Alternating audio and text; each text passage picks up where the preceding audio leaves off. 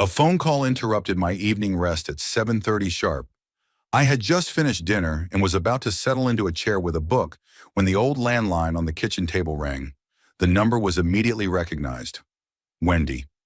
My only daughter had been calling with enviable regularity for the past few weeks, which was suspicious, considering we'd only talked once a month. "Daddy, how are you?" My daughter's voice sounded overly cheerful, as if she'd been practicing that phrase in front of the mirror. "I hope you ate well today." I set the cup of cold coffee aside and leaned against the kitchen counter. At 73, I'd developed a pretty good instinct for falseness, and now it was in full force. It was starting to get dark outside the window, and the light from the kitchen lamp reflected in the glass, making it feel enclosed. The house seemed too quiet after the bell rang. Just the ticking of the old wall clock and the barely audible hum of the refrigerator. "Eaten, Wendy. Thanks for your concern," I replied in a neutral tone. "What's wrong?" "Nothing's wrong. I'm just worried about you. You know you can't neglect your health at your age, and you've always been so stubborn, especially when it comes to doctors and tests." There it is, the familiar song. Since Rosemary's death 4 years ago, Wendy had taken on the role of caring daughter, but she did it so clumsily that it was as if she were reading from a piece of paper. My late wife always said that our daughter had inherited my stubbornness, but hadn't inherited my honesty. Rosemary saw right through people, and her observations about Wendy's character have become more and more accurate over the years. "Daddy, can you hear me?" Her daughter's voice became more insistent. I said, "How's your blood pressure?" "You remember what Dr. Hamilton said about getting regular checkups, don't you?"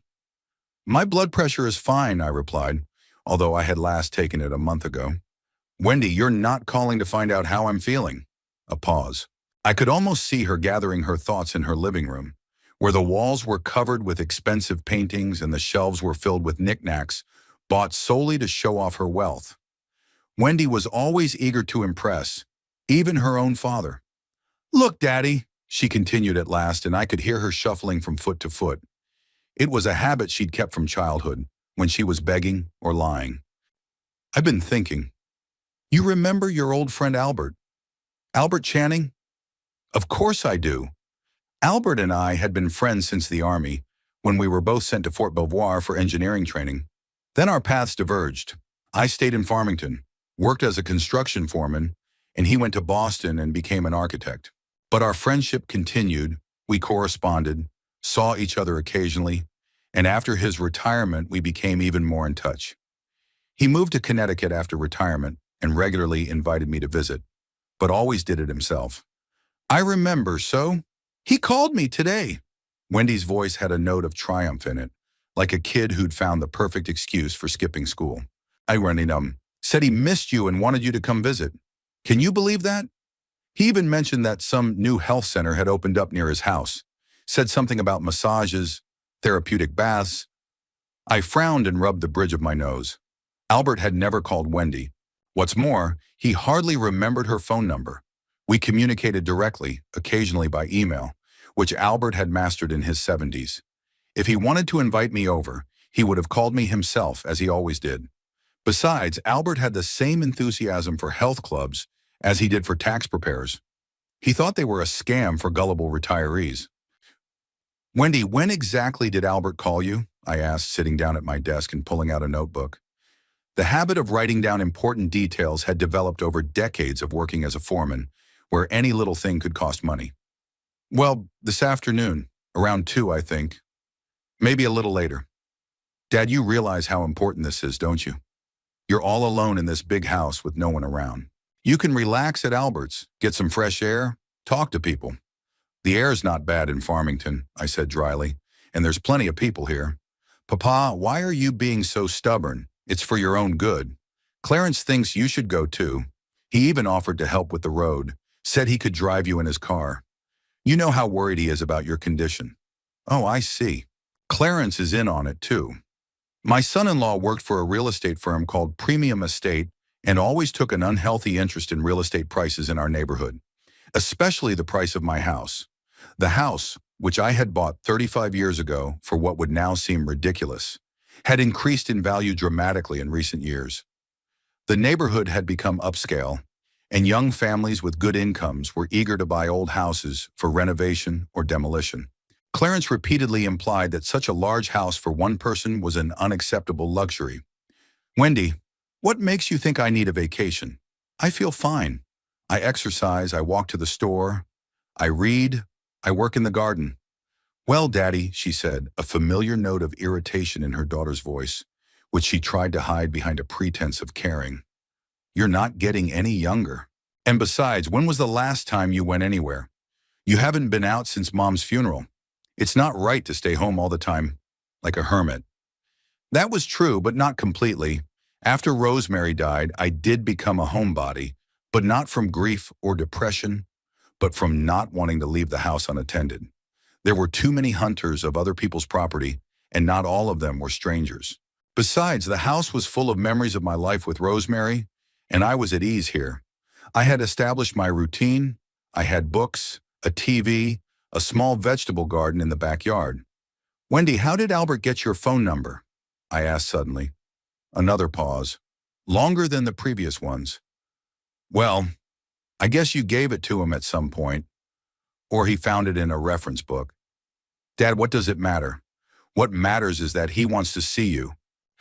My number is in the directory, not yours. And I never gave Albert your number. Maybe Mom did. Wendy was clearly improvising on the fly. Remember how she liked to introduce everyone and keep in touch? Rosemary was really outgoing, but she knew the boundaries of propriety. She would never give out my phone number without permission, much less her daughter's. Okay, I said finally. Let me think about it. What's there to think about? Wendy clearly didn't expect that answer. She needed either a rejection to start the pity squeeze or an immediate agreement. Albert's waiting. Besides, you always said friendship was sacred, and old friends are especially precious. Yes, I did. That's why I knew a real friend wouldn't call my daughter for me. Albert was a man of directness and honesty. If he wanted to invite me to visit, he would have dialed my number and said so without any intermediaries. Wendy was either lying or someone was lying to her, using her for their own purposes. Wendy, can I have Albert's phone number? I want to talk to him myself, discuss the details. Pause, too long a pause for a simple question. I could hear her breathing into the receiver, and I could imagine how fast her brain was working, coming up with another excuse. Oh, Daddy, I didn't write it down. You know how it is when you're on the phone and you don't think about the fact that you might need the number. I thought he was just extending an invitation, but I can call him back and tell him you're in. Who says I'm in? Well, I thought, it's such a great opportunity. You've wanted to see Albert for a long time, you said so yourself, and Clarence can drive you. It's only a short drive, 3 or 4 hours tops. He's busy with an important project this week, but he's free next week. We could even leave Monday morning. That's interesting. So they already had specific plans for my departure, and they had them organized by day. I glanced at the calendar hanging next to the phone. The next week started on Monday, October 8th. Something would have to happen at that time, something that required my absence. Wendy, did you ever think I might want to decide when and where I want to go? And with whom? Oh, Papa, of course. I just wanted to help organize things properly. You know how worried I am about you, especially after what happened to Mrs. Cartwright. And besides, taking the bus at your age is uncomfortable, and a car with Clarence would be much more comfortable. Mrs. Cartwright, our neighbor on the left, fell at home 2 weeks ago and lay down for half a day before her relatives found her. The story had gotten a lot of publicity in the neighborhood thanks to the chattering neighbors, and Wendy had apparently decided to use it as a valid argument. A woman of 82, living alone and suffering from vertigo, was indeed at risk. But it was silly to compare us. It won't happen to me, I said firmly. I have an emergency call system I installed after my mom got sick, and the neighbors see me regularly. An emergency call system is good, but live human interaction is better. Wendy was on the offensive, raising her voice. Dad, think about it. When was the last time you saw Albert? 2 years ago? 3? And he's getting older too. And who knows how many more opportunities you'll have to socialize. A year ago, actually. Albert came to visit me last fall, and we had a great time talking about old stories from his time in the service and the new books he brought. He was in great shape for his 75 years, trim, energetic, with a clear mind and good memory. He didn't look like the kind of man who would make elaborate intrigues with third-party invitations or who would suddenly become obsessed with wellness. "Oh, Wendy," I said, feeling irritated. "Why did you decide to mediate between me and my friends? I'm not taking on any roles." My daughter's voice became sharper, and the contrived sweetness began to disappear. "I just want you to be happy and not sit alone in this huge house like a ghost. Mom would want you to be around more people, too." The mention of Rosemary hurt me. Wendy had a habit of hiding behind her mother's memory when she wanted to get her way. But this time she'd miscalculated. My wife did encourage my socializing with Albert, but she would never approve of such intrigue. "All right, Wendy," I said, deciding to end this conversation. "Give me some time to think. I'll contact you tomorrow night." "But Daddy, don't wait." There was an almost childish resentment in her voice. "Albert's waiting, and that health center is filling up fast. Besides, the sooner you go, the better rest you'll get before winter, and winter's going to be cold this year."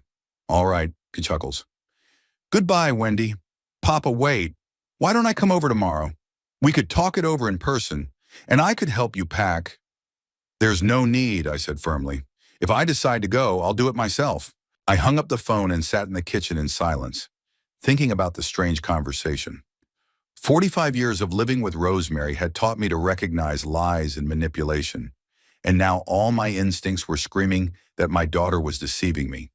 The question was why she needed to send me to Albert, and why next week. I stood up and walked around the house, inspecting the rooms with fresh eyes.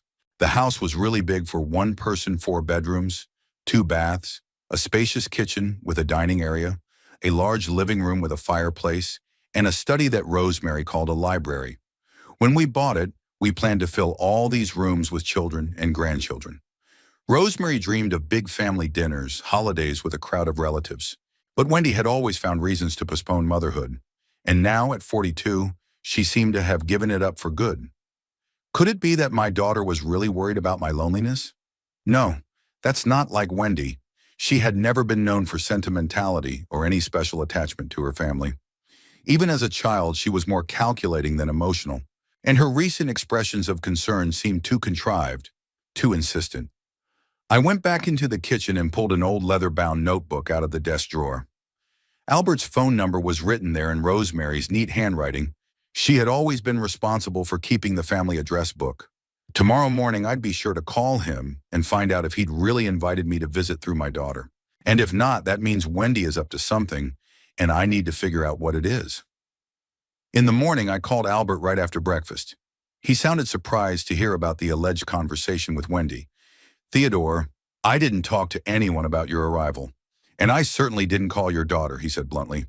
"Although, of course, you're always welcome. What's going on in there?" I told him about yesterday's conversation, and Albert was silent for a long time, thinking about it. "You know, Theodore, maybe you should really come here," he suggested at last. "Not because of your daughter, but just because. I have a suspicion that something is going on behind your back, and it would be better for you to find out from a distance." Wise advice. An hour later, I called Wendy back and informed her of my decision to go to Albert's. The joy in her voice struck me as too genuine for someone who simply cares about entertaining her father. "That's great, Daddy," she exclaimed. "Clarence will be so pleased. He's already cleared Monday and is ready to take you. Why don't we come over tonight and help you pack?" "No need," I said. "I'll manage on my own," but they came. Saturday night, just as I was getting ready for a quiet dinner in front of the TV, Clarence's car pulled into the yard. A new dark blue sedan that he'd bought on credit, but always talked about it as if he'd paid cash. Wendy got out first, carrying a bag of something flavorful. "Daddy, we've decided to give you a send-off," she announced, kissing me on the cheek. "I brought your favorite apple pie." Clarence followed her, clutching a bottle of wine and smiling his usual strained smile. My brother-in-law had always struck me as the kind of man who tried too hard to please everyone. Average height, with carefully combed thinning hair, and an expensive suit that couldn't hide his softness and lack of character. At 45, he looked like a successful middle manager, which was true. "Hello, Theodore," he said, extending his hand for a handshake. "Ready to travel? I've already laid out the route. We'll take the most convenient roads." We sat in the living room, and I watched them as they behaved in my house. Wendy paced between the kitchen and the living room, setting the table, but her gaze kept sliding back and forth between the rooms, as if she were assessing the surroundings. Clarence was in Rosemary's chair, the same one my wife liked to read in the evenings, and for some reason it particularly annoyed me. He whirled his head around, looking at the pictures on the walls, the antique secretary by the window, the antique clock on the mantelpiece. "It's very cozy here," he said, sipping his wine. "It's so authentic interior. Vintage things are very much appreciated nowadays." "It's not vintage," I replied dryly. "It's just old stuff we've lived with for a long time." Of course," Clarence agreed hastily. "What I meant was that these houses have a sense of history. Modern buildings don't have that charm." Wendy brought out a pie and sat down next to her husband on the sofa. They looked like the perfect couple from an insurance company commercial. Well-groomed, prosperous, a little artificial. I remembered what Wendy had been like as a child, a serious girl with pigtails who always knew what she wanted and knew how to get it. It had seemed a sign of character then, but now it was a sign of calculation. "Daddy, have you thought about what you're going to do with the house while you're away?" Wendy asked, slicing the pie. "Maybe I should ask the neighbors to keep an eye on it." "I'll manage," I said briefly. "But the house will be empty for a week," she insisted. "What if something happens? A burst pipe or a power outage?" "Wendy, I'm not going on an expedition to the North Pole. I can come back if I need to." Clarence leaned forward, taking part in the conversation. "Theodore, Wendy's right. An empty house is always a risk. You know, in our business, we deal with cases all the time where owners leave and come back to unpleasant surprises, and insurance companies are not always eager to cover damages if the home was left unattended." "What kind of damage can come from a week's absence?" I asked, studying my son-in-law's face. "Well, things happen," Clarence shrugged. "Leaks, short circuits, even petty theft. It's a nice neighborhood, but that's why it attracts an undesirable element. Interesting logic. A nice neighborhood attracts thieves. A bad one apparently scares them away with its unsightliness." I was beginning to understand why Clarence was a simple agent and not a department head. "How about we give the keys to the neighbors?" Wendy suggested. "Mrs. Cartwright or the Robinson family on the right?" "Mrs. Cartwright is in the hospital after her fall," I reminded her, "and the Robinsons are away with their daughter in California until the end of the month." "Shall we then?" Wendy said it casually, but I could see her glancing over at her husband. "We could stop by, check on things, water the flowers." "I don't have indoor flowers." "Well, just checking in then. Clarence says it's very important for the safety of the property. Here it is. They need access to the house while I'm gone. The only question is why." I took a bite of pie. Wendy had actually bought it from a good pastry shop, spared no expense, and pondered their offer. On the one hand, it was logical to ask relatives to look after the house. On the other hand, these particular relatives made me more and more suspicious. "I'll think about it," I said at last. After they left, I sat in the empty living room for a long time, analyzing the visit. Wendy and Clarence had behaved strangely, too obliging, too insistent. They were more interested in the house than in my travel plans. Clarence even asked if I had an alarm system and how often police cars patrolled the neighborhood. He attributed all of this to concern for my safety, but it seemed to me that he was interested in something else entirely. Sunday morning, I made a decision. Pulling a business card from my desk drawer, I dialed the phone number of Curtis Reynolds, the attorney who had handled our family business for over 20 years. Curtis was the same age as Wendy, but unlike her, he had integrity and professionalism. He had helped us with buying a house, with Rosemary's will, with minor household problems. "Curtis, it's Theodore Blackmore. Sorry to bother you on your day off." "Theodore, how are you? Something wrong?" The young lawyer sounded concerned. "Everything's fine, but I need a small favor. I'm leaving for a week to visit an old friend, and I'd like to ask you to stop by the house once in a while, just to make sure everything's okay." "Sure, no problem. Can't the family keep an eye on it?" "That's a good question." I paused for a moment, searching for words. "Sure. Curtis, this may seem strange, but I'd prefer that no one knows you're involved, especially Wendy." Pause. Curtis was an experienced enough lawyer to understand the subtext of such requests. "Theodore, do you have reason to be concerned?" "More like a hunch. Wendy's been pushing me too hard for this trip, and too interested in access to the house. I see. All right, I'll check in every other day, morning or evening. If anything looks suspicious, I'll contact you right away. Thank you. And one more request. If anyone is interested in the house, find out who's coming and why. Let me know. Will do. When are you leaving? Tomorrow, Monday morning. After talking to Curtis, I was a little relieved. At least the house wouldn't be left completely unattended. I spent the rest of Sunday packing for the road. Not much was needed, a few changes of underwear, a warm jacket in case of cooler weather, a book to read, and the necessary medicines. Albert promised he had everything else. As I stowed my suitcase, I thought about how my relationship with my daughter had changed since Rosemary's death. During her mother's lifetime, Wendy had been more open, although even then our communication could not be called close. She visited on holidays, called on weekends, inquired about our affairs, but it was more a fulfillment of a filial duty than a display of sincere affection. Rosemary understood this and often said that Wendy thought too much about her own benefit and too little about the feelings of others. After the funeral, communication became even more formal. Wendy called 2 weeks after the funeral and offered to help sort through Mom's things. She arrived with several boxes and methodically packed clothes, jewelry, and cosmetics. She worked quickly and businesslike, as if she were cleaning someone else's apartment. She took a few expensive things: the gold earrings I'd given Rosemary for her 25th wedding anniversary, her diamond engagement ring. She explained that she wanted to keep her mother's memory alive.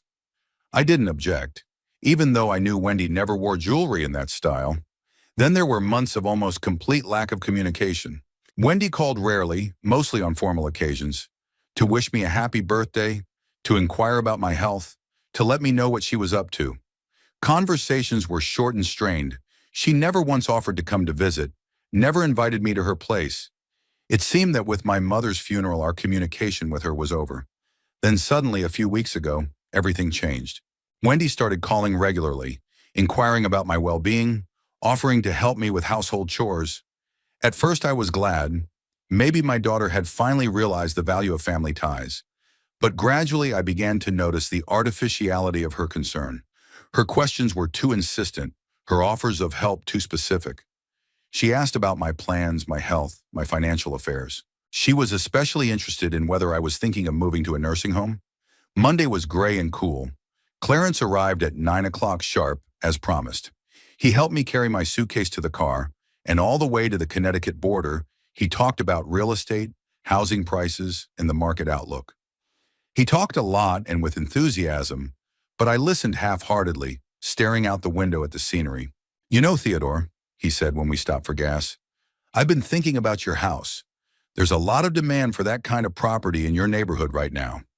Young families are willing to pay good money for houses with history." "My house is not for sale," I answered briefly. "No, I'm not talking about selling," Clarence corrected himself hastily. "I'm just thinking about market trends. Although if you're ever thinking of moving, I could help you with an appraisal. For free, as a family." I remained silent, but mentally noted another suspicious point. Clarence talked too often about real estate and its value. It was as if he were probing the ground to see how I felt about selling the house. Albert met us on the porch of his small house in the Hartford suburbs.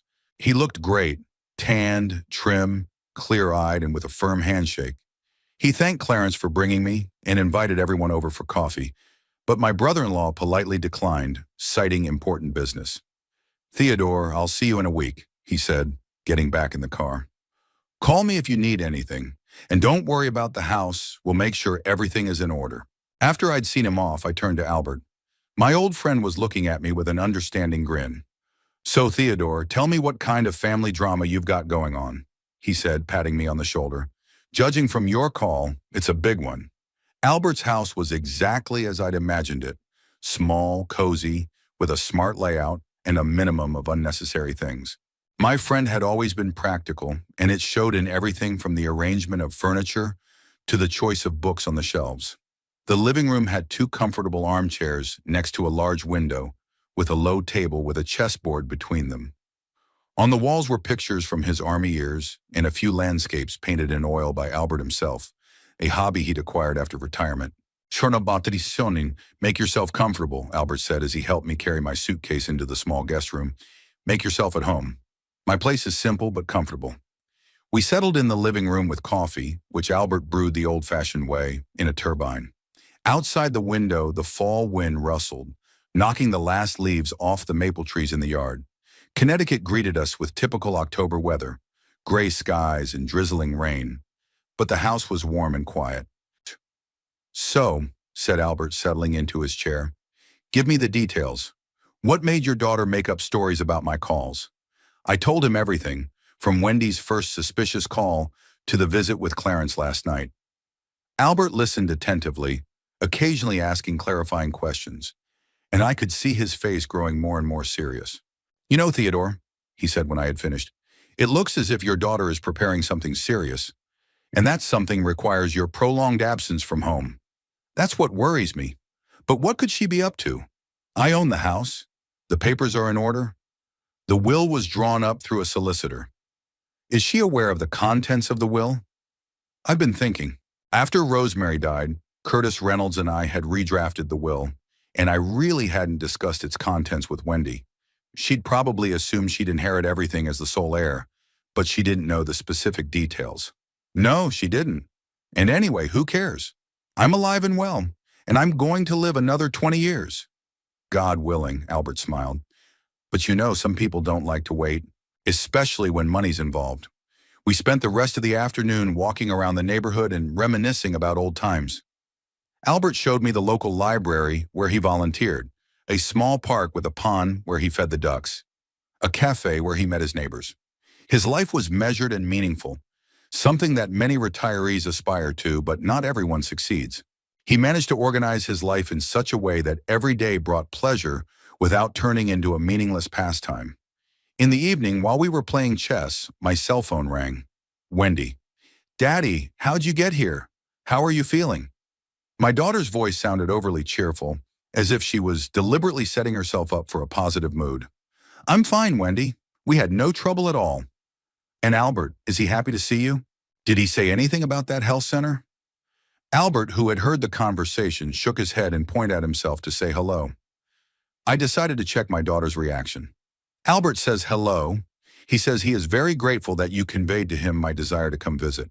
A pause, short, but long enough to realize Wendy didn't know how to react to such wording. "Well, yes, of course. I'm glad it worked out so well. And how long are you planning on... how long are you planning on staying?" "A week, like we agreed.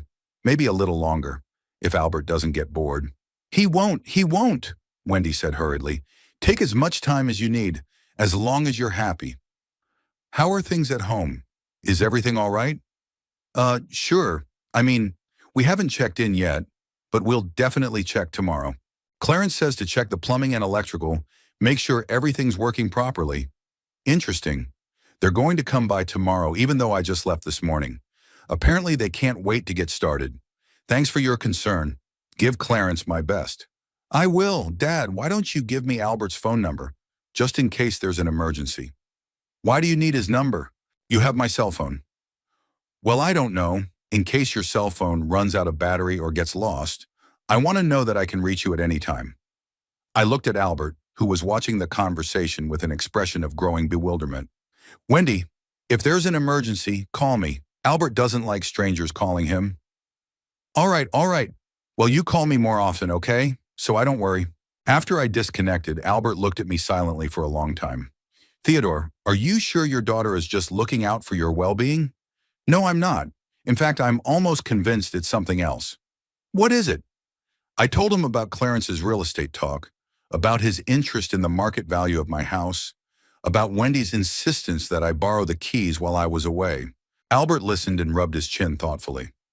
"You know, what if they're going to do something with the house while you're gone? It doesn't have to be sold, but maybe repossessed or mortgaged. They can't do that without my consent. I have all the documents. I didn't sign any power of attorney. What about forging documents?" The thought had never occurred to me, but now that Albert had said it, it seemed likely. Clarence worked in real estate, knew the procedures, had connections. Wendy could get copies of some of the documents after her mother's death. They were still in the family archives. With some skill and desire, a convincing forgery could be concocted. But why would they do that? Even if they reissue something, I'll come back and find out. And if you don't? The question hung in the air. Albert didn't elaborate on it, but the meaning was clear. At my age, anything could happen. A heart attack, a stroke, an accident. If Wendy and Clarence were counting on such a development, the temporary reissuance of documents could become permanent. Albert, you don't think my own daughter? I don't, but I wouldn't rule anything out. Money does strange things to people, especially those who are used to living beyond their means. We went to bed late, but I couldn't sleep for a long time. Thoughts swarmed in my head, forming an unpleasant picture. Wendy and Clarence live in an expensive apartment, drive a new car, and dress in brand-name stores. Clarence's income from his job at a real estate office hardly allows for such a lifestyle. And Wendy works as a manager at a travel agency, not the highest-paying position either. Perhaps they have accumulated debts, and my house seems like a life-saving solution to their financial problems. Tuesday morning, Wendy called again. This time she was less talkative, her voice sounding strained. Daddy, how are you doing? Did you sleep well? Great, thanks. How are you? I'm fine. We stopped by your house yesterday, checked it out. Everything's fine. We watered the flowers, picked up the mail. That's weird. I didn't have any flowers and I had the mail held at the post office until I got back. What mail? Well, some kind of advertisement in the mailbox. We thought we'd better not leave it, or it'll look like nobody's home. Okay. Did you notice anything else? No, nothing much, just the usual. Dad, do you know exactly when you'll be back? I just want to plan. Plan what? Your stuff. Maybe we can have a family dinner when you get back. Family dinner? Wendy hadn't had a family dinner in 10 years. There was something about her tone. Too many pauses. Too much uncertainty. Wendy, are you okay? You sound weird. I'm fine. I'm just a little tired. I've been working a lot and fall is a busy time for the travel business. After the conversation, I sat by the window for a long time, watching Albert working in his small garden. My friend was methodically trimming the withered branches of roses, preparing them for winter. His movements were calm and confident, the movements of a man who knows what he's doing and takes his time. I wanted that same clarity in my own affairs. By lunchtime, my anxiety had grown so great that I decided to call Curtis Reynolds.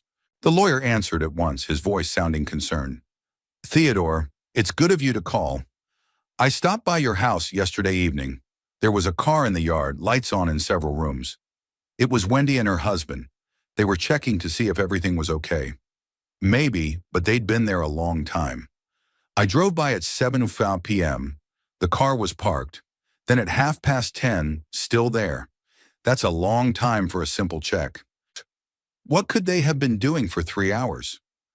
I don't know, but I stopped by again this morning. Someone's obviously been in the house since you left. The living room furniture had been rearranged, some papers on the kitchen table. My heart was beating faster, so my suspicions were correct. Wendy and Clarence were really up to something.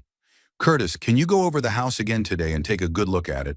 Especially my office and any places where I might keep documents? Sure.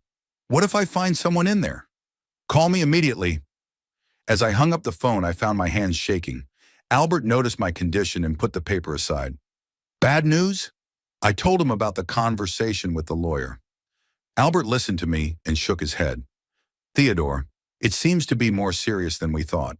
If they've already started acting, we don't have much time. What do you suggest? First, find out exactly what they're looking for in your house. Then figure out how to stop it. The rest of the day passed in anxious anticipation. I tried calling Curtis several times, but the lawyer didn't answer. Wendy didn't call either, which was unlike her behavior of the last few days. By late afternoon, my anxiety had turned to real panic. Albert, I said at dinner, what if I go home tomorrow? Just come and see what's going on. You could, but then they'll know you suspect something. If they're planning something big, they might speed things up. What if they don't speed it up?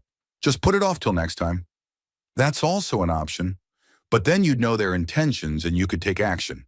We discussed various options until late at night, but never came to a definite decision. Too many unknowns, too few facts. The only thing we were sure of was that Wendy and Clarence were up to something bad, and my absence from the house was part of their plan. As I fell asleep, I thought about how quickly life can change. Until a week ago, my main concern was deciding which book to pick up for my evening reading. Now I'm lying in someone else's house wondering if my own daughter will betray me. Age apparently doesn't protect you from unpleasant surprises. On the contrary, it makes them even more painful. Curtis Reynolds called me Wednesday morning while I was having breakfast with Albert on the veranda of his house. The lawyer's voice sounded strained, and I knew at once that the news would be unpleasant. "Theodore, I stopped by your house again last night. Wendy and Clarence were there again. This time I decided not to wait and knocked on the door." "What did they say?" "At first they were very surprised to see me. Wendy asked how I knew you'd left and why I'd come. I explained that you had asked me to watch the house while you were away." Albert, who had been listening to the conversation, set aside his coffee cup and looked at me carefully. I put him on speakerphone so he could hear the details. "Curtis, what was their reaction?" "Wendy said it was an unnecessary precaution since they already checked the house regularly. Clarence added that the family should take care of the family property without outsiders." "Outsiders?" I couldn't hide my indignation. "Oh, we've known each other for 20 years. That's exactly what I told them. And then I asked them to show me what they were doing in the house. Wendy said they were just making sure everything was in order, watering the flowers and airing out the rooms. But there are no flowers in the house. I noticed that, and then I decided to go through the house myself, ostensibly to do a property condition report for the insurance company." Curtis was silent, and I felt the muscles in my neck tense. Albert leaned closer to the phone. "Theodore, there were some documents on the desk in your office. Copies of the title deeds to the house, an extract from the real estate registry, some bank statements. When I asked what it was all for, Clarence said they were looking into tax optimization." "Tax optimization?" I found myself repeating the lawyer's words, unable to believe what I was hearing. "That's not all."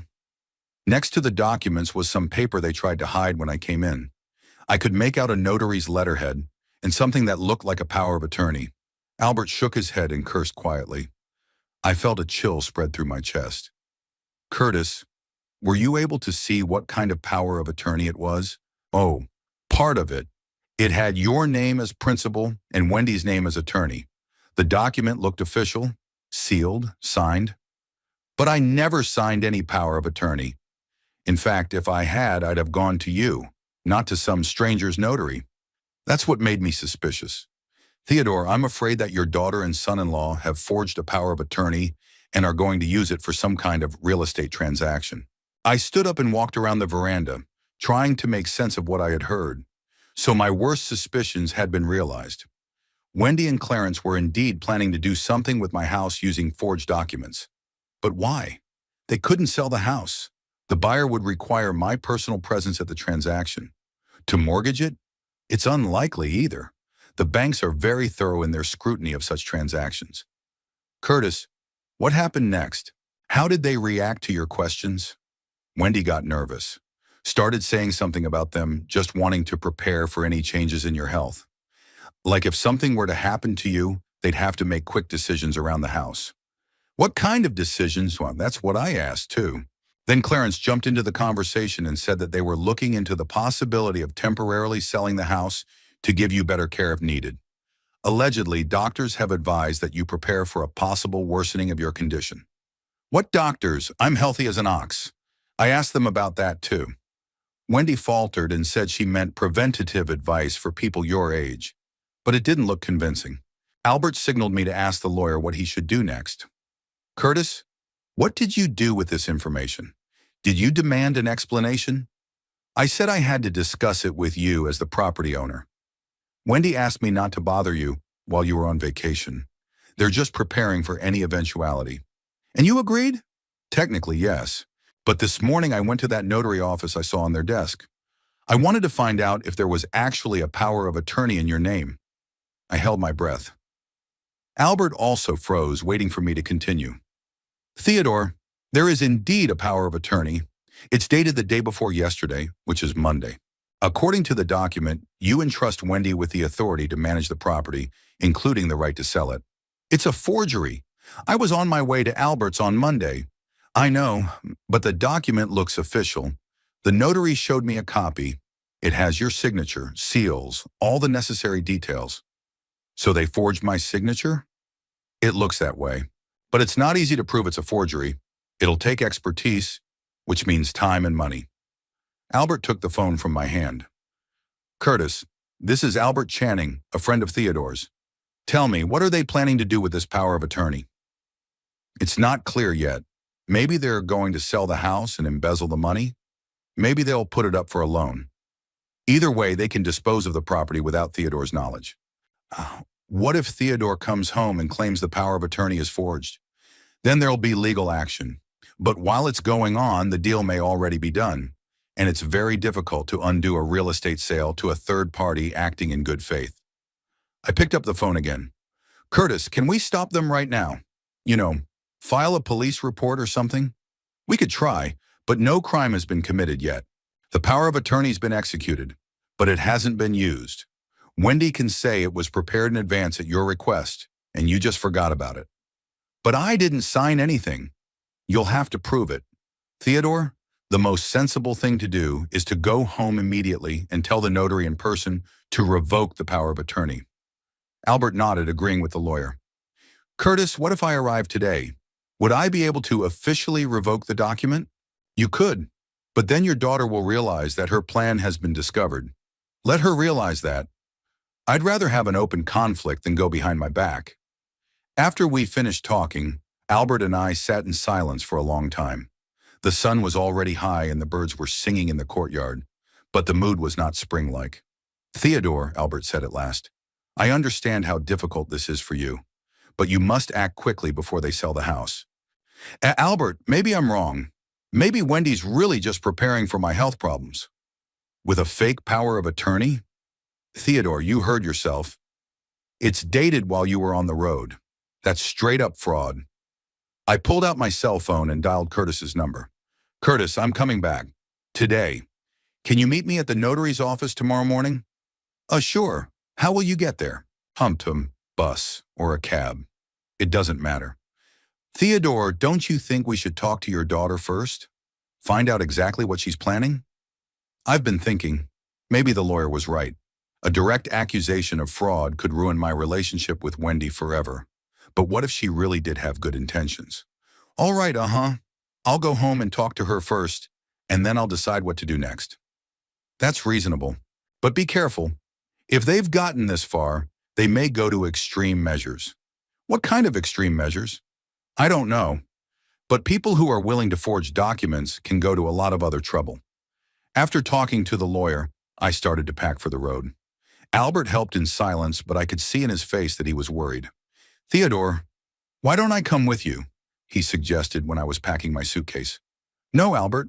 It's a family matter. I have to handle it myself. But if you need a witness, I have Curtis. His testimony will suffice. We agreed that I'd call regularly to update you on developments. Albert walked me to the bus stop and once again offered to help. Theodore, if anything goes wrong, call me immediately. I'll be there within a few hours. The bus to Farmington took 4 hours with 2 transfers. All the way there, I thought about the conversation I was going to have with my daughter. What would I say? How would I explain my unexpected return? Would I accuse her outright of fraud or give her an opportunity to explain my actions? The closer I got to home, the more nervous I became. The familiar scenery floated past the bus windows, the hills covered with purple and yellow leaves, the small towns with neat houses, the fields ready for winter sleep. Usually these vistas soothed me, but today I hardly noticed them at all. In Farmington, I took a cab from the bus station to my house. The driver, an older man, clearly a local, tried to make conversation about the weather and the upcoming city council election, but I responded with one-word answers. My head was occupied with other problems. The house greeted me with dark windows. It was about 7 in the evening. I pulled out my keys and opened the front door, turning on the light in the hallway. Everything looked normal, except that I could smell something else in the air. Wendy's perfume and something else, probably tobacco. Strange, neither Wendy nor Clarence smoked. I made my way into the living room and immediately noticed the change. A chair had been moved. A newspaper I hadn't bought was on the coffee table. In the study, the desk was in perfect order. Too perfect for someone who was going on a trip in a hurry. I pulled out my cell phone and dialed Wendy's number. The dial tone seemed interminably long. "Daddy?" My daughter sounded surprised. "Ah, where are you calling from?" "From home, I'm back." Long pause. "Back? But why? What happened? You were supposed to be at Albert's for a week." "Wendy, we need to talk. Come over." "But Papa, it's evening. We have to get up early tomorrow." "Come now and bring Clarence with you." One more pause. "All right, we'll be there in half an hour." I hung up the phone and sat in my favorite chair, waiting for them to arrive. The house was quiet, only the clock on the mantelpiece ticking. The very clock Rosemary had given me for my 30th wedding anniversary. I wondered if Wendy knew how much it was worth, and if she plans to take it with the house. Exactly half an hour later, a familiar car pulled into the yard. When Clarence's car entered the yard, I felt my heart beat faster. Through the living room window, I watched them slowly exit the car. Wendy first, then Clarence, who was clearly stalling, adjusting his jacket and locking the car with exaggerated care. Both looked tense, as if they were on their way not to see a relative, but to an unpleasant business meeting. The doorbell rang softly, almost timidly. I opened the door and silently let them into the hallway. Wendy avoided a direct gaze, studying the toes of her expensive shoes, and Clarence smiled strainedly, but the sweat on his forehead betrayed his nervousness. "Papa, it's so good to have you home," Wendy said with fake cheerfulness, kissing me on the cheek. "We were so worried when you called. What's wrong? Is Albert sick?" "Albert's fine. I'm sick. Tired of lying." We went into the living room and I pointed them to the sofa. I remained standing, leaning back in my chair. Wendy sat on the edge of the couch, ready to jump up at any moment. Clarence sat beside her, but his posture was stiff, unnatural. "Daddy, what lies are you talking about?" Wendy's voice was shaking, and she was clearly trying to pull herself together. "We were just taking care of the house while you were away." "Taking care of it?" I pulled out my cell phone and placed it on the table in front of them. "Shireen, Curtis Reynolds told me some very interesting things about your care." At the mention of the lawyer's name, Clarence turned pale. Wendy pressed her lips together and looked at her husband, a brief but meaningful look full of reproach and fear. "I don't see what your lawyer has to do with this," she said at last, but her voice sounded uncertain. "We weren't doing anything wrong. We were just checking out the house like we said we would." "With the papers in hand?" I took a step forward, and Wendy instinctively pulled back. "With a fake power of attorney?" There was silence. Clarence opened and closed his mouth like a beached fish. Wendy was staring at me with wide eyes that mingled fear with an attempt to find a decent explanation for what had happened. "Daddy," she finally spoke in a trembling voice, "we can explain everything. It's not what you think." "What do I think?" "You think we wanted to deceive you." "But we didn't." Wendy stood up and stepped closer, holding out her hands in a gestural gesture of desperation. "We were just worried about you, about your future. At your age, all sorts of things can happen. At my age, I'm still smart enough to know the difference between caring and cheating," I interrupted her. "Antu, explain to me, please. Why would you want to forge my signature on a power of attorney?"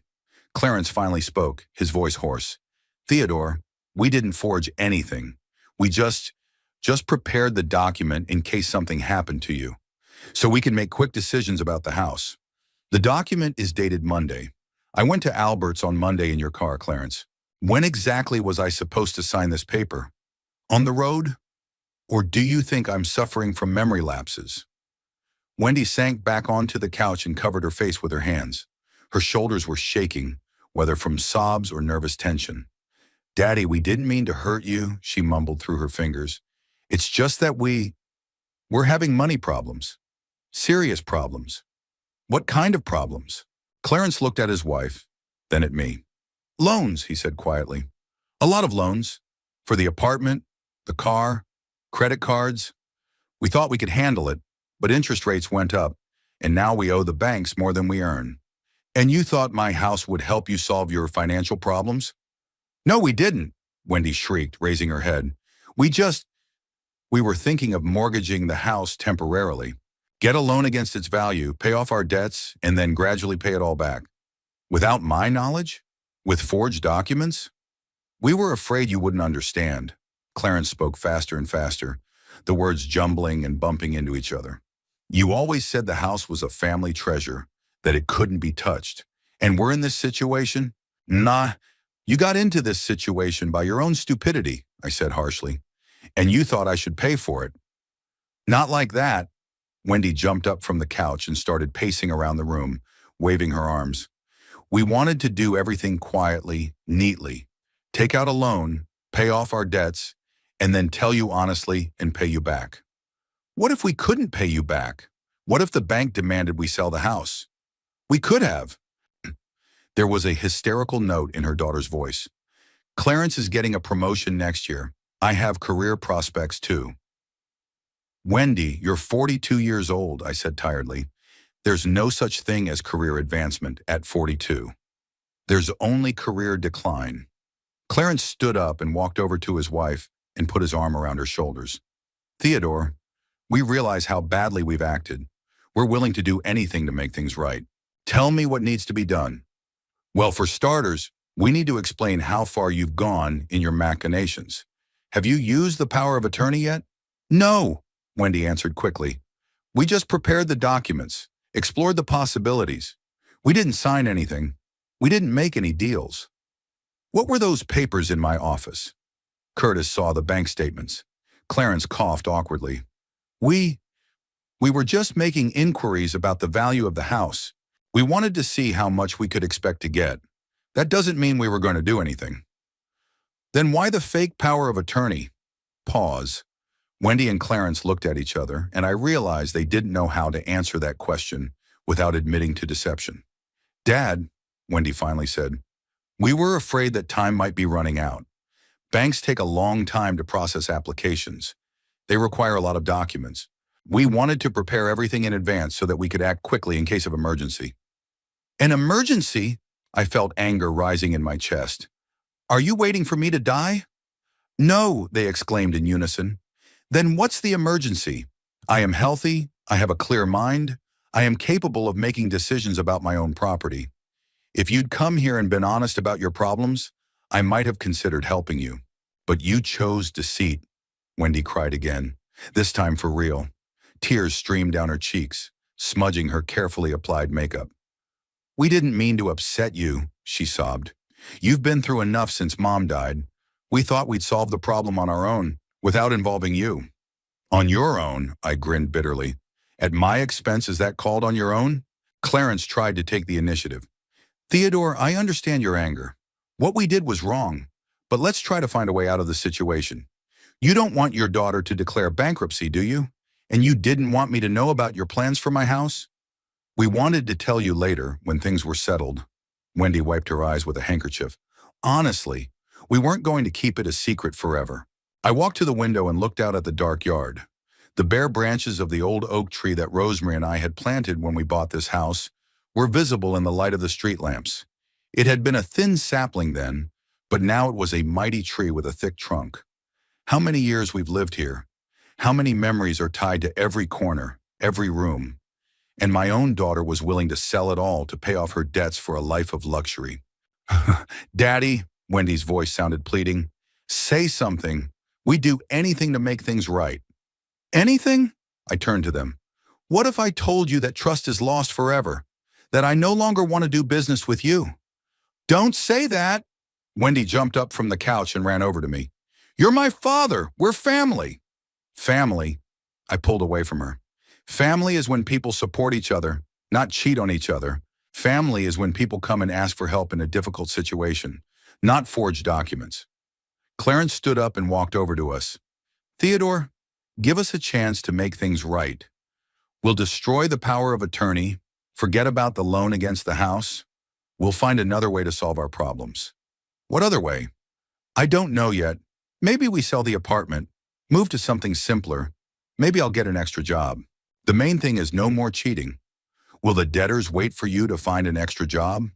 Clarence lowered his head. That's our problem. We got ourselves into it, and we're going to get ourselves out of it. I looked at them, the daughter with the crying face, and then the son-in-law, who was trying to be dignified but looked pathetic. They were indeed in a difficult situation, but their way of dealing with the problem was unacceptable. The trust that had been built over years was shattered in a matter of days. "Okay," I said finally. "Tomorrow morning we go to the notary and you revoke the power of attorney in front of me. Publicly declare that it was issued by mistake." "Of course," Wendy agreed hastily. "We'll do as you say, and then we'll discuss our future relationship. For now, I need time to think." They were about to leave, but Wendy stopped at the door. "Daddy, maybe you can help us with the money. You don't have to mortgage the house. You can just lend it to us. We'll pay it back honestly, with interest." I looked at her long and carefully. Even now, after everything that had happened, she was still begging for money.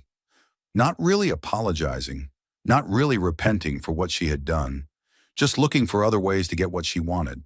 "C'est right, Wendy," I said quietly. "After today's conversation, you're not getting a penny from me, and there's going to be some changes in the will." She turned pale, but made no reply. Clarence took her under his arm, and they walked out into the night. I looked at them and locked the door. The house was quiet again. I went back into the living room and sank into a chair.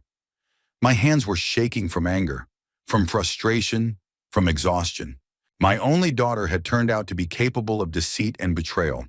The person I had raised, nurtured, loved, was willing to steal my home from me. It wasn't so much the attempted fraud that hurt, but the realization that I didn't know my child at all. I woke up at 4 in the morning and couldn't go back to sleep. I lay in bed, listening to the familiar sounds of the house, the creaking of floorboards, the quiet hum of the old refrigerator, the occasional sounds of cars driving down the street. Usually these sounds soothed me, reminded me of stability and permanence.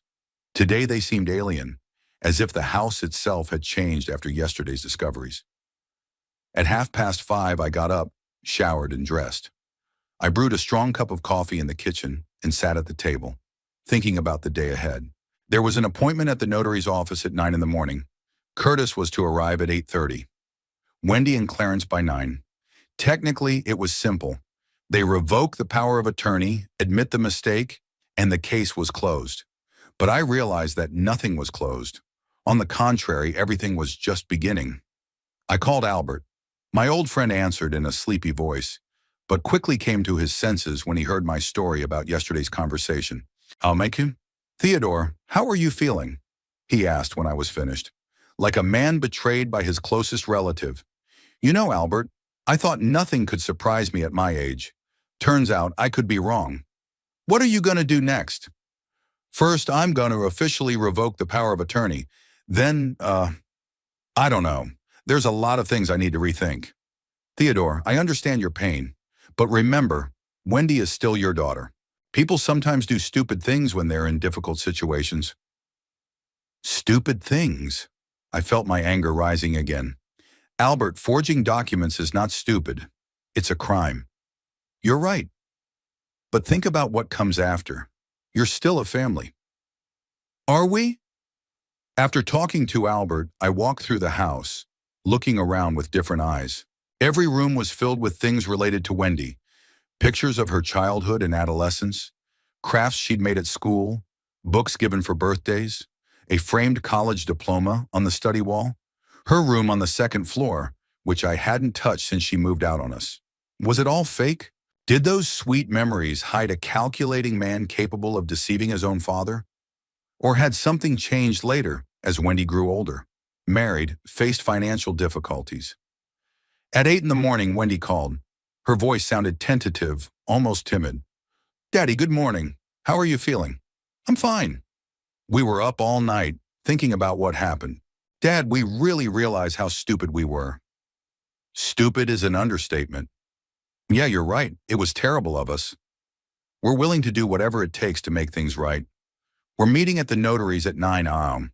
You know the address, the same office where you made the fake power of attorney.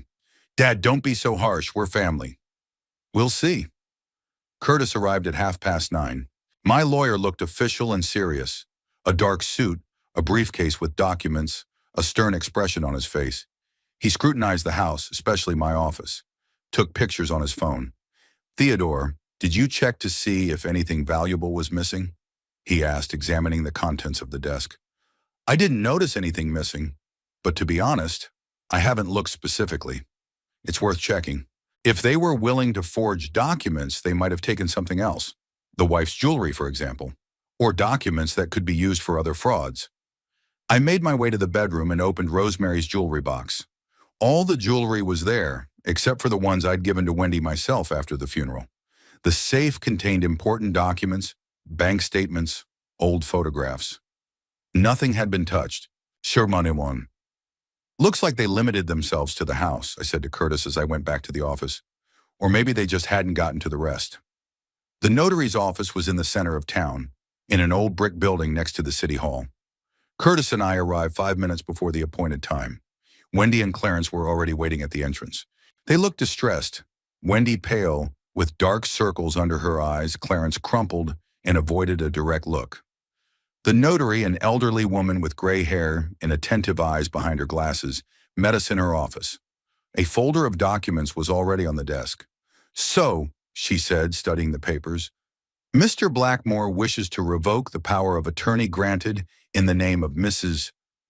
She looked at Wendy. Wendy Clarence. Seki, yes, I answered firmly. I wish to state for the record that this power of attorney was executed without my knowledge or consent. The notary raised her eyebrows. Without your knowledge? But here is your signature, and there is a note that you personally appeared to execute the document. I didn't execute it. I was in another state on the day indicated in the power of attorney. The notary looked at Wendy and Clarence carefully. Can you explain that?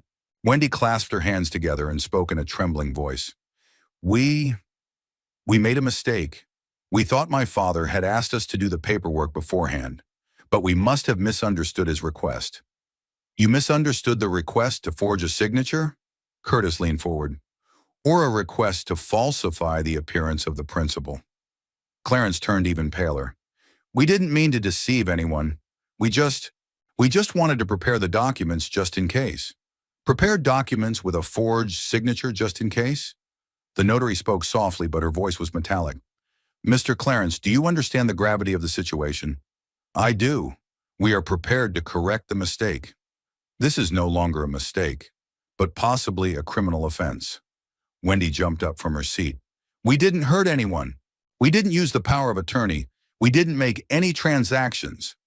You have damaged the credibility of notarized documents, the notary answered sternly, and you have called into question the reputation of my office. She took out a special journal and began to make notes. The power of attorney dated October 8th of this year is revoked at the request of the principal. The reason is that the document was executed without the knowledge and consent of the principal. In connection with the revealed violations, the materials are transferred to the law enforcement agencies for verification. No, Wendy exclaimed. Please, you don't have to turn it over. We'll fix everything. We'll pay for the damage. What damages? The notary asked. Damage to reputation? Damage to the credibility of the notary institution? That can't be repaid with money. Curtis intervened in the conversation. Dear colleague, my client does not insist on prosecuting the relatives. He just wants to protect his rights and make sure that this does not happen again. The notary thinks for a moment. Okay, but I'm obliged to make the appropriate notations in the documents, and Mr. Blackmore must officially confirm that he has no claims against the notary's office. Sure, Milwan. I confirm, I said. There are no claims against your office. You were a victim of fraud, just like me. It took about an hour to revoke the power of attorney, a lot of paperwork, signatures, stamps. Wendy and Clarence sat in silence, occasionally glancing at each other. I saw Wendy start to say something several times, but then change her mind. When the formalities were over, we went outside. It was a clear, sunny day, not at all suitable for a dramatic family fight. Daddy, Wendy said as she approached me, can we talk privately? I looked at Curtis. The lawyer nodded and walked back to his car. Go ahead. I understand that you're angry with us, and you have every right to be.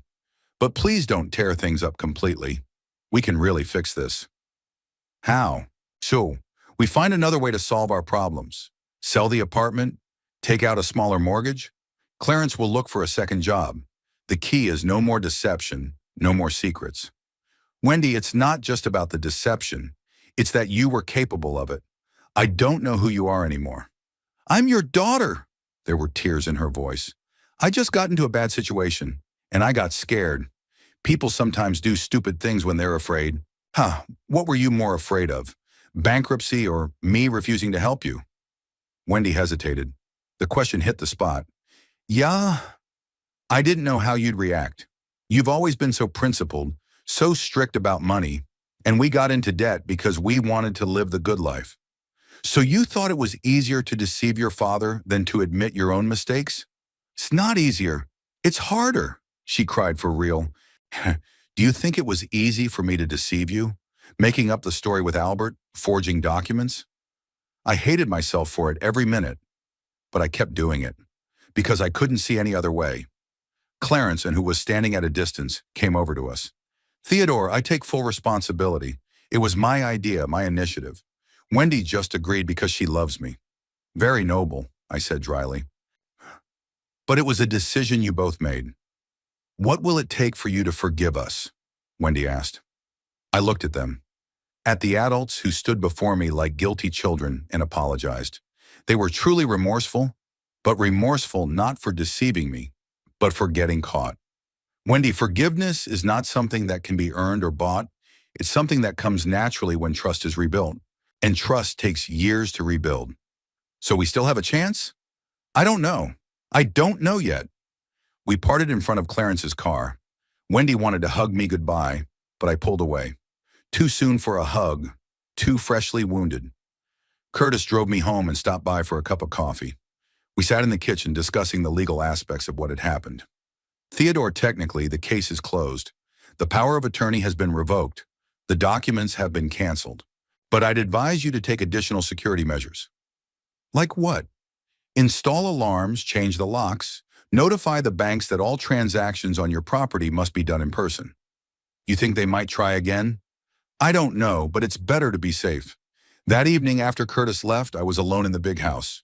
I turned on the TV, but I couldn't concentrate on the programs. My mind kept going back to the conversation I'd had with Wendy that morning. Was she telling the truth about the torment she'd suffered by deceiving me? Or was that part of the act too? The most painful part of this story is the realization that I was completely ignorant of my own daughter. The person I had raised, nurtured, considered close to me, turned out to be capable of acts I could not even imagine. And now I had to rebuild a relationship with her, or accept that there would never be a trusting relationship again. For the next 2 weeks, Wendy called every day. The first calls were short and discreet. She asked how I was feeling, talked about the weather, and avoided any mention of what had happened. Then the conversations became longer and more insistent. Wendy tried to put our relationship back on track, as if nothing had happened. Daddy, why don't we come to your house for the weekend? She suggested on another Thursday. I'll cook your favorite roast. We'll sit together, talk about something nice. What kind of nice things, I asked. I don't know. About the books you're reading, about your plans for the winter, how Albert's doing. Wendy, we can't pretend that nothing happened. I'm not pretending. I just think we have to move on. Life goes on, and we have to rebuild family ties. Rebuilding family ties. She talked about it like it was about fixing a fence or replacing a roof. Something broke, you need to repair it and forget about the trouble. But trust was not a water pipe that could be soldered together and used as a new one. Clarence also made attempts to mend the relationship, but he acted differently. He rarely called, but each call was a carefully crafted attempt to make me feel sympathetic or guilty. Theodore, I know you're angry with us, he said in a hushed tone. But think of Wendy. She's so worried about her relationship with her father. She can't eat well. She can't sleep well. She can't concentrate at work. Maybe she should have thought about it sooner.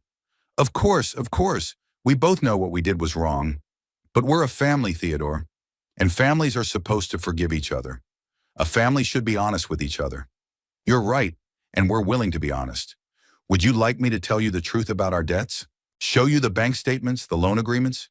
You'll see that we're in a really bad situation. Clarence, I don't doubt that you have money problems. What I care about is how you choose to deal with those problems. We will never cheat you again. You have my word. The word of a man who's already cheated me once. Was it worth much? A week after the notarized revocation of power of attorney, Wendy came to see me, alone, without Clarence. It was about 6 in the evening, and I was just about to eat dinner when I heard the familiar sound of her car in the yard. "Daddy, don't close the door," she said as she walked up the porch steps. "I need to talk to you." She looked tired and aged. Her expensive clothes couldn't hide the dark circles under her eyes and the new wrinkles around her mouth. Her hair was carefully styled, but I could see the gray roots that she usually carefully painted out. "Come on in," I said, ushering her into the house. We sat down in the living room, just as we had that night when everything had opened up. But now there was a gulf of distrust between us that seemed almost palpable. "Daddy, I know you're mad at me, and I know you have every right to be, but I didn't come here to apologize. I came here to explain." "Sure, explain what?" "Why I did what I did. What made me go through with the deception." Wendy pulled a file from her purse and placed it on the table between us. "These are our debts," she said. "All the certificates, all the contracts. I want you to see the situation we're in." I opened the folder and began to study the contents. The apartment loan, $78,000 of the balance owed. Car loan, $22,000. Credit cards, $31,000. Total, $131,000 of debt with a combined family income of about $4,000 a month. "How did you come to live like this?" I asked, putting the papers aside. "Gradually," Wendy said quietly, not raising her eyes. "First, we took out a loan for an apartment. It made sense. Price was going up. We thought real estate was a good investment. Then we needed a car for Clarence to work. Then we renovated the apartment, furniture, appliances. Credit cards? That was later when we ran out of money to cover our expenses. Small amounts at first, then more and more. And the interest grew, and soon we were paying only interest without affecting the principal. It's a classic story. People start living on credit, get used to a certain standard of living, and then find themselves in a debt trap from which they can't get out by conventional means." "Wendy, but you saw where this was going. Why didn't you stop sooner?" "We thought we could handle it. Clarence promised me he'd get a promotion. I had career prospects too. We thought our income would rise and we'd be able to pay it off." "Shuri, when did you realize you couldn't do it?" "About 3 months ago. The bank started sending overdue notices. Credit cards got canceled. That's when Clarence suggested what we did. Forge a power of attorney and put a lien on my house? Not pawn it." Wendy looked up and looked at me pleadingly. "Take out a secured loan to pay off your debts, and then pay off that loan honestly. The house would still be yours. It would just have an obligation hanging over it. Without my knowledge. We were afraid you'd say no, so we decided to cheat on me. We decided to take responsibility, not to drag you into our problems." I stood up and walked to the window. It was already dark outside, the streetlights were on. It was the same fall evening as it had been 2 weeks ago when I first suspected Wendy was hiding something.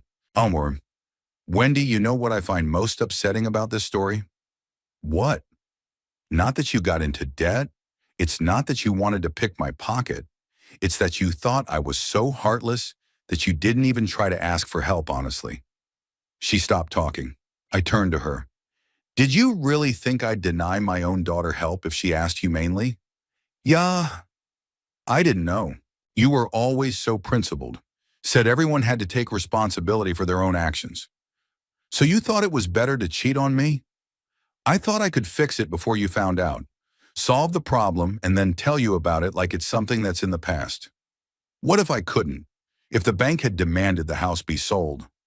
It wouldn't have happened. We carefully calculated all the payments. We had a plan based on deception." Wendy lowered her head again. We sat in silence for a few minutes, each of us thinking about something else. "Daddy," she said at last, "what if I pay all the money back? Find a way to pay off my debts without your help." "What kind of way?" "Sell the apartment, buy something small and cheap. Clarence will get an extra job. I'll get a part-time job too." "And that's going to change what happened?" "No, it won't. But it will show that I'm serious about righting wrongs." I went back to the chair and sat across from my daughter. "Wendy, this isn't about the money or even the fact that you wanted to foreclose on my house. It's that you were able to look me in the eye and lie to me, lying for weeks, making a show of caring about my health. It was awfully hard for me to do it. But you did. And it turns out I don't know my child at all. I don't know what you're capable of, what's in your head, what your principles are. Dad, I have the same principles you instilled in me. Honesty, responsibility, taking care of my family. It's just that I'm in a situation where those principles are at odds with each other. How so? Honesty required telling you about our problems, but caring for our family required keeping you out of trouble.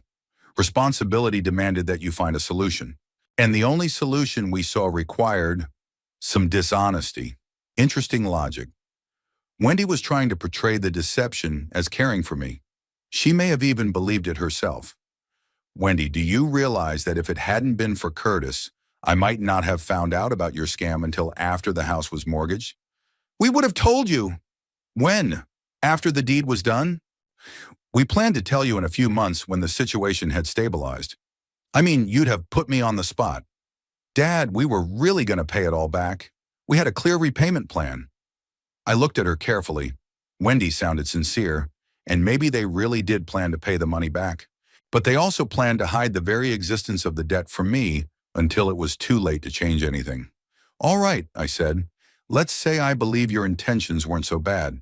But what then? How can I be sure it won't happen again? I'll give you any guarantees. I'll sign any documents. Wendy, after what happened, your signature has no value to me. She flinched as if I'd hit her. The words may have sounded cruel, but they were true. Then you will never forgive me? She asked quietly. I don't know. Not yet. What would it take to make you think about forgiveness? I pondered this question for a moment. What does it really take to rebuild trust? Time, evidence of change, or something else? Wendy, forgiveness is not something that happens on demand. It's a process that can take years.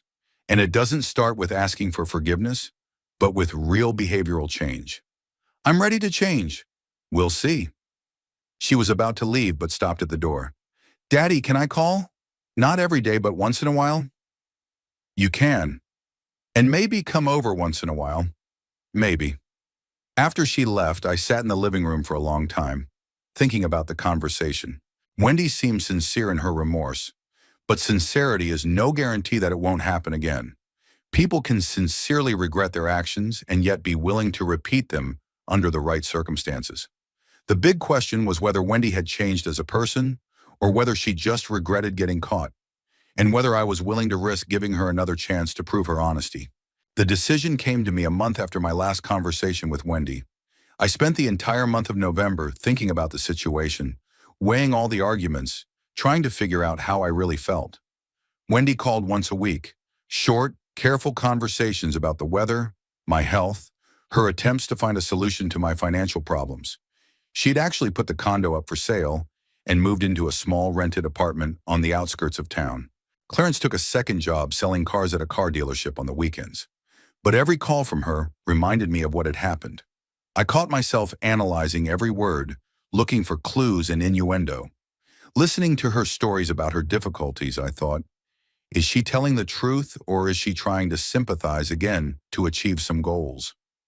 Such a relationship could not be called a family. It was a game of family based on mutual distrust.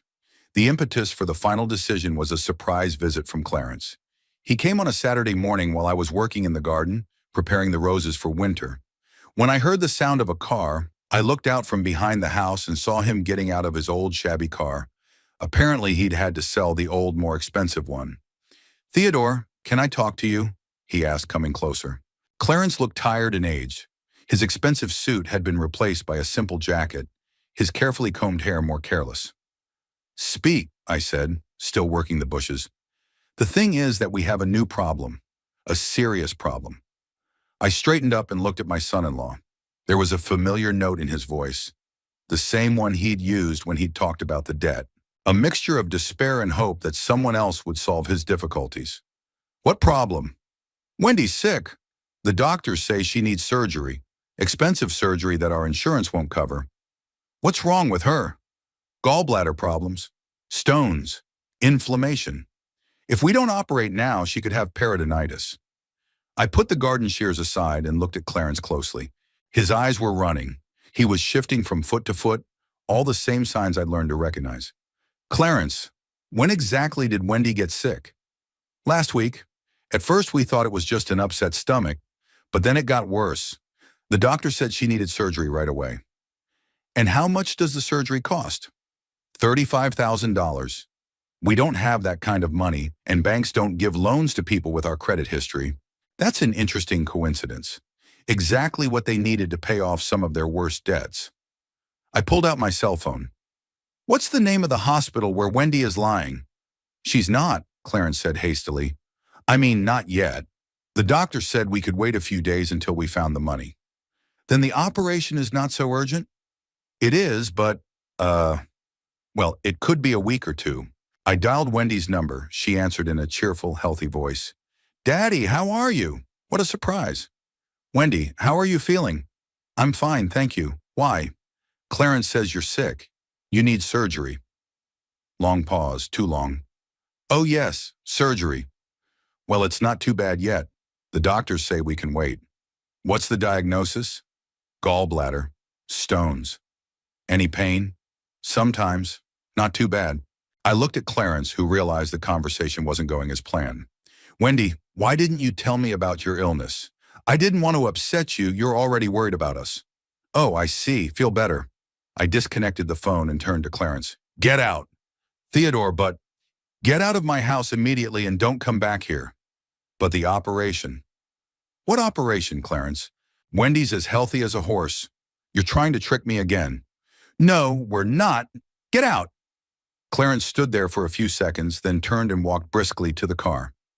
I looked at him and realized that I had made my decision. That evening, Wendy called. Dad, Clarence told me he came to see you. He shouldn't have done that. Why not? Because we agreed not to cheat anymore. And the surgery story is a lie. The stones are there, but they're small, and the doctor said diet and medication would be fine. So Clarence came up with the surgery? Yeah. He figured if I couldn't ask for your help directly, he'd try it himself. Wendy, did you know about his plan? Pause. I did, but I was against it. Honestly, but I didn't stop him. I tried, but he said he'd take full responsibility. And just like last time, Dad, please don't think we haven't learned anything. I know what Clarence did was stupid, but he was just desperate. What about you? Are you desperate too? I'm tired. I'm tired of being in debt, tired of being afraid, tired of screwing things up with you. But I don't want to cheat on anyone anymore. Wendy, come back tomorrow. We need to have a serious talk. The next day, she arrived alone. She looked really tired, slimmed down, eyes droopy, wearing plain clothes instead of her usual expensive outfits. She sat down in the living room in the same place where she had shown me the debt papers a month before. Wendy, I began without preamble, I've made a decision about our relationship. She tensed, clasped her hands together. We're no longer family in the sense that we used to be. I can't trust you. And a relationship without trust isn't a family. It's an imitation of one. Dad, let me finish. I'm not stopping you from calling or coming over. But our relationship will be built on new principles. No money matters. No asking for help. No meddling in my affairs. I'll do it. I'm in. That's not all. I've changed my will. The house and all the property will be sold after my death, and the money will be donated to a charity. Wendy turned pale. There'll be nothing left at all? There will be a small amount left, enough to bury me and pay for the funeral expenses. The rest will go to the orphans. But Dad, I'm your daughter. Yes, and that's why I don't want to leave you an inheritance that could cause more problems. You've already shown you're bad with money.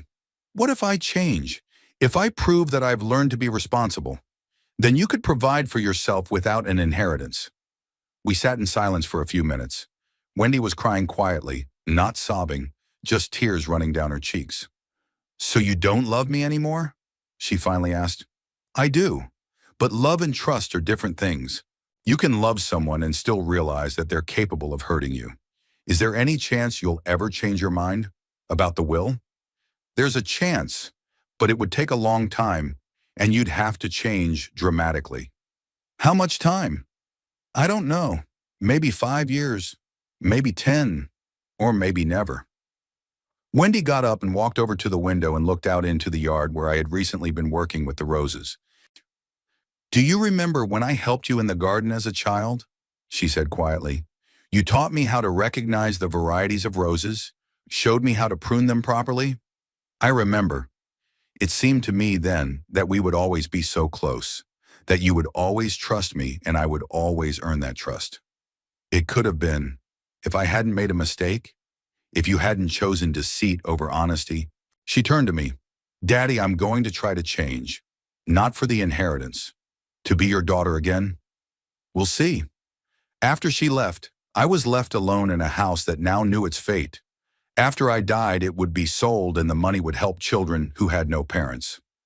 That seemed fair. It was better to help those who really needed support than to leave an inheritance to a person who might mismanage it. In the evening, Albert called me. I told him about my decision, and he was silent for a long time. Theodore, aren't you being too hard on your daughter? I don't think so. I'm just protecting myself from a repeat of an unpleasant situation. And if she does change, then I'll reconsider. But all I see so far is you trying to find new ways to get money from me. I see. You know, maybe you should move in with me. It's hard to live alone in a house this big, and here I have neighbors, a library, lots of interesting people. I'll think about it, Albert. I'll really think about it. As I fell asleep that night, I thought about the surprises life can bring at any age. At 73, I discovered that my own daughter was not the person I thought I knew.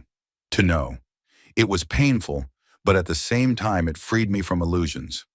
I now knew exactly who I was dealing with and could build a relationship based on reality, not parental fantasies. The future seemed uncertain but honest. No one would try to trick me anymore, because there was nothing left to trick. And if Wendy did change, we'd still have a chance to rebuild the relationship on a new, more honest basis.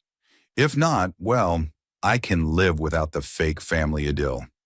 The main thing was that I was no longer going to be a victim of other people's manipulations.